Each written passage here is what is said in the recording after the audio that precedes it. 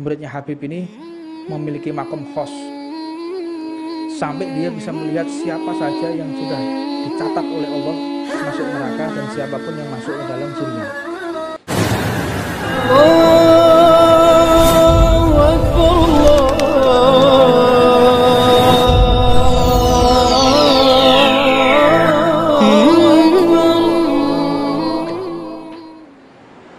Ada 3 hal di dunia ini, hamba Allah ada 3 hal.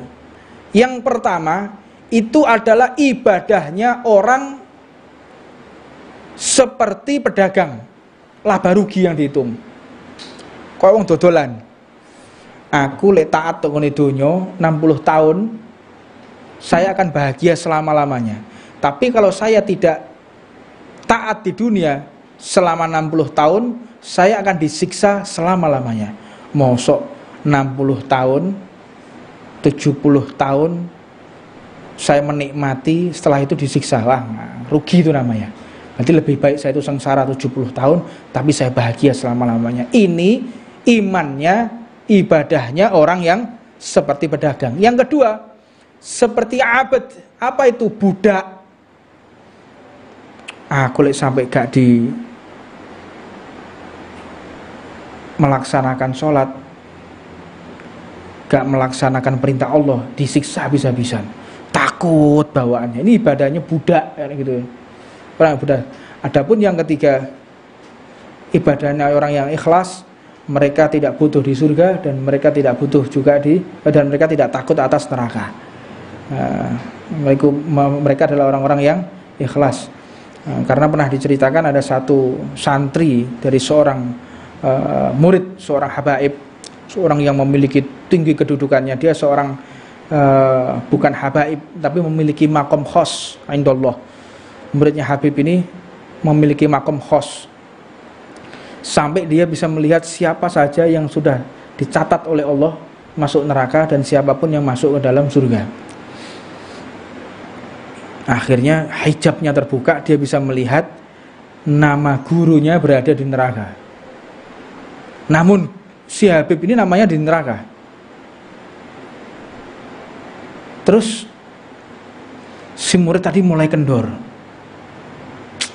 Gimana ini? Seorang alim, orang yang soleh, pengajar ilmu agama, namanya ada di neraka. Sedangkan namaku ada di surga. Dia bisa melihat nama sendiri ada di surga, sedangkan gurunya berada di neraka. Akhirnya dilaporkan kepada gurunya.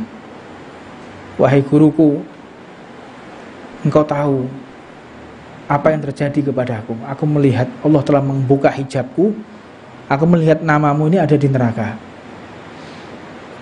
Si gurunya ini cuma tersenyum dan tidak mengurangi dan menambahkan ibadahnya. Usiku istiqomahnya apa, ya udah itu.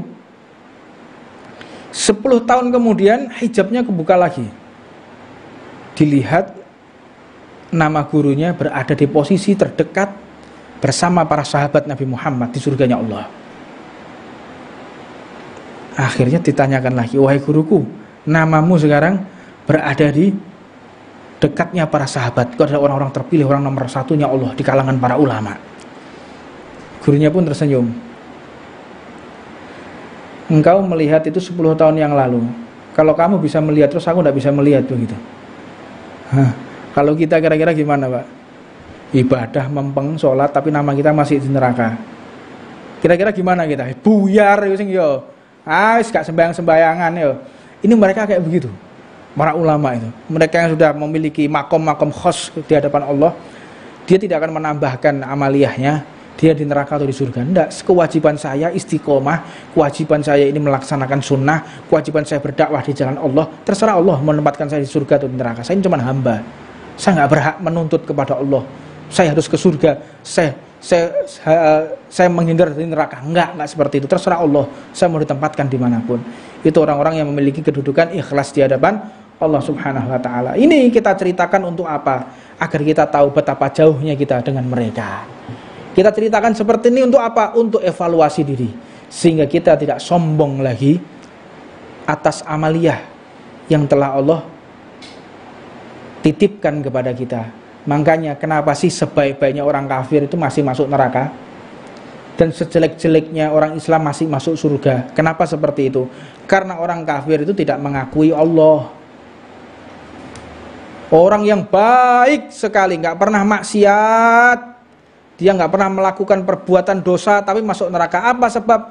Karena dia tidak mengakui Allah atas apa yang dia lakukan ini, ya karena dirinya baik, dirinya ini mulia, makanya dia berbuat kebaikan karena dia tergolong orang-orang yang mulia. Tidak mengakui bahwa kebaikan ini Allah titipkan kepada diriku sehingga saya bisa berbuat baik. Kalau umat Islam mengakui bahwa tidak ada Tuhan selain Allah dan Nabi-Nya Muhammad adalah utusan Allah, kebaikan yang kita lakukan ini adalah gara-gara rahmatnya Allah. Kita tidak bisa duduk tempat ini kecuali rahmat Allah. Kita tidak bisa sholat kecuali rahmat Allah. Kita nggak bisa berbuat baik kecuali rahmat Allah. Mengakui diri kita bahwa kita seorang hamba dan kita melakukan kebaikan karena rahmat Allah, bukan karena kemampuan diri kita yang berbuat baik.